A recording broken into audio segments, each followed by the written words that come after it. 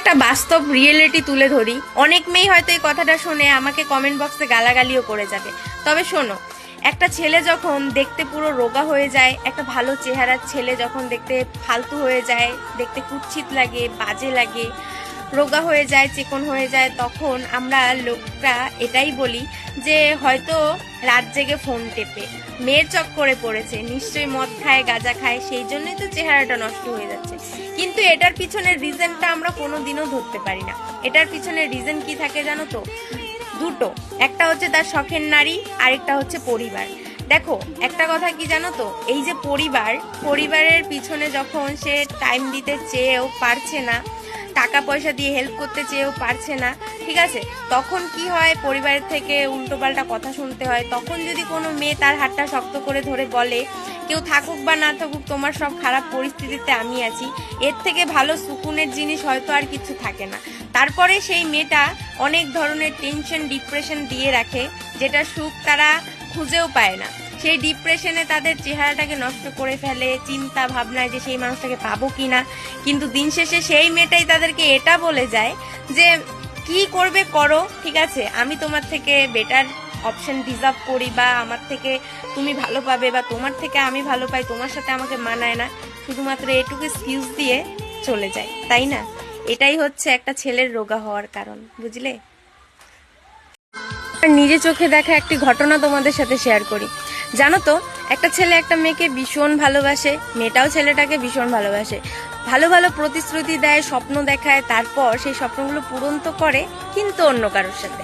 এই যে হঠাৎ করে মন উঠে যাওয়ার পর একজন নারী যখন ছোট একটা ঝগড়ার ত্রুটি থাকে, তখন দেখবে হঠাৎ করে এমন একটা ছোট্ট ঝগড়ার কারণে 2-3 মাস তাদের কথা বন্ধ থাকে। হঠাৎ করে সে 2-3 মাসের মধ্যে অন্য কাউকে পটিয়ে বা বাড়ির দেখা দেখি করে বিয়েও করে ফেলে। তারপর যখন ছেলেটা ভাবে 1-2 মাস হয়ে গেল, তার কথা ভীষণ মনে পড়ছে। ছেলেদের রাগ সত্যি জেদ একটু বেশিই থাকে, তাই তারা ভাবে যে হয়তো সেও তো আমাকে ভালোবেসেছে, কল অন্তত করবে। তারপর যখন না পারে সহ্য করতে, তখন কল দেয়, দিয়ে দেখে সে অন্য কারোর বউ হয়ে গেছে। কেন আমাকে ডিস্টার্ব করছিস, আমার বর আছে, আমার বিয়ে হয়ে গেছে, আমার সংসারটাকে নষ্ট করিস না। ইচ্ছে করলে তো সে অনেক কিছু করতে পারে, কিন্তু করে না শুধুমাত্র সেই মানুষটার কথা ভেবে, কারণ তাকে এখনো সে ভালোবাসে।